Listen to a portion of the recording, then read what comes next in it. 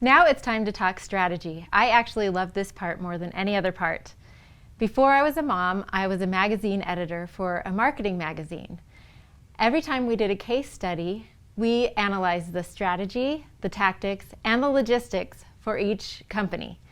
And partly we were trying to figure out if it was going to be a good story or not, but we also wanted to make sure that the tactics and the logistics supported a larger strategy and that the company really knew what they were trying to accomplish. This is really no different for your home. Whether you have a written strategy or not, you have a strategy, and your tactics and your logistics should support that. It's easy to get mired down in the logistics because there are just so many logistics when you're managing a household. But sometimes we can find ourselves just plugging away at the logistics and we've turned down a road that we didn't even intend to turn down in the first place. So my intent here is to help you think about what you want to do with your meal planning strategy before we go down the road of tactics and logistics. And then once we do go down those roads, we can always head back and compare them to our strategy and make sure we're on track and accomplishing what we want to accomplish for our family. Pretty much every article I've read about strategy and tactics begins with a quote from Sun Tzu, from an ancient book called The Art of War that he wrote. And this quote is in your workbook. It says, "Strategy without tactics is the slowest route to victory, and tactics without strategy is the noise before defeat." Of course, he's talking about actual war, but I would suggest that sometimes your kitchen table can be a battlefield, and cooking meals for your family can be kind of its own mini war. We moms definitely don't have time for a slow route to victory, and we can't accept defeat because that would mean our kids would actually starve. So we really have to make sure our strategy and our tactics align, and then that our logistics support both of those. I've created a list with several possible objectives based on my conversations with other moms and my own experience. This way you don't have to come up with all the objectives and priorities and values by yourself. You can go through this checklist, see what you care about and what you don't, and what you might care about in the future but is not part of your reality right now. In fact, in the instructions here, I say that you should put an X or just cross out anything that you don't care about. Put an F by things that you'll save for the future, and put a star by the things that you actually care about right now and that you want to prioritize with your family.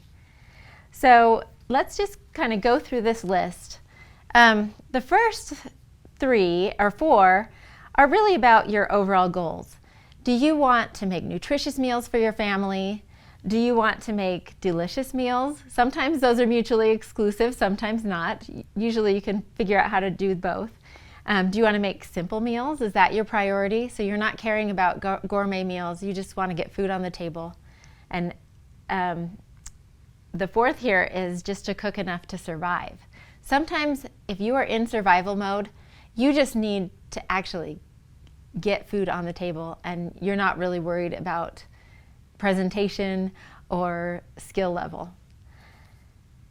Maybe your main priority is about connecting with your family. Maybe you care less about the food than having a regular meal time and getting all your family at the table together. Maybe you are trying to follow a specific food philosophy. Maybe you are gluten-free or paleo or dairy-free. There's endless possibilities for different kinds of diets. So whether you're continuing a current diet or trying to start a new one, this could be part of your main strategy. Another valid objective is just to make food that your family will actually eat. Every family has picky eaters, and that ebbs and flows during different stages, especially that toddler stage. In this case, some of your main objectives might be to encourage your kids to try new food, or you may just want to teach your kids good eating habits and to have a healthy relationship with food. These are all great objectives. Then you kind of have the cooking related objectives, skill levels. So you might want to teach your kids how to cook or other family members how to cook. You might want to improve your skill set yourself. You may want to be more creative in the kitchen, expand your meal repertoire, or just learn to enjoy cooking. And that's kind of what I focused on in the intro. I really just, at first, just needed to get rid of the dread. You also may want to cook as little as possible. And in that case, another priority here is to outsource as much as possible. You may want to eat out more, or you can use one of the prepared meal kits that arrive on your doorstep, or your grocery store may have some prepared meal kits. You may buy things from the freezer section. There are a lot of intermediate steps besides completely outsourcing to a restaurant. Even getting a rotisserie chicken once a week. That's a great way to outsource a little of your work, or buying pre-sliced vegetables, things like that. You might want to delegate cooking to another family member. I distinguish between delegation and outsourcing just because one is kind of insourcing, one is outsourcing.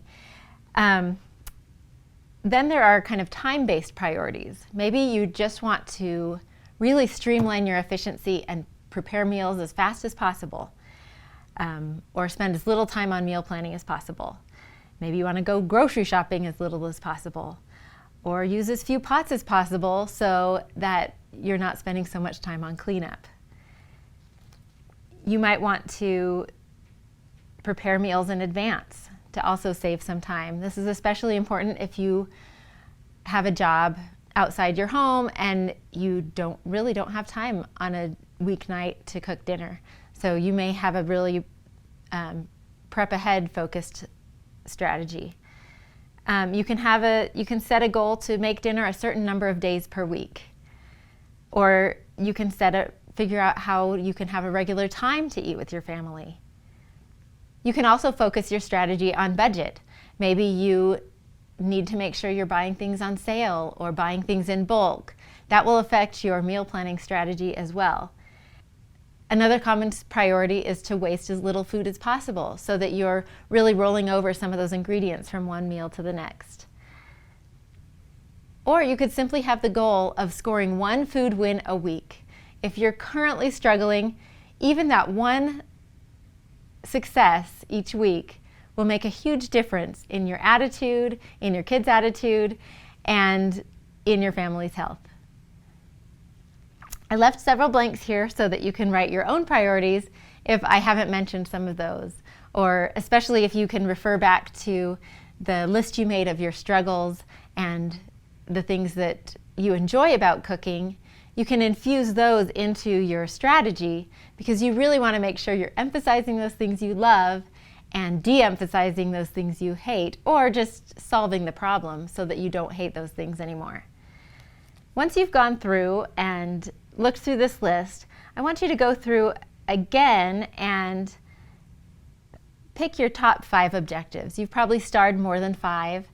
I want you to just add those down here so that we can use those as a reference as we figure out your tactics and your logistics. We can always refer back to these strategies and make sure that you're really creating a system that's going to help your family.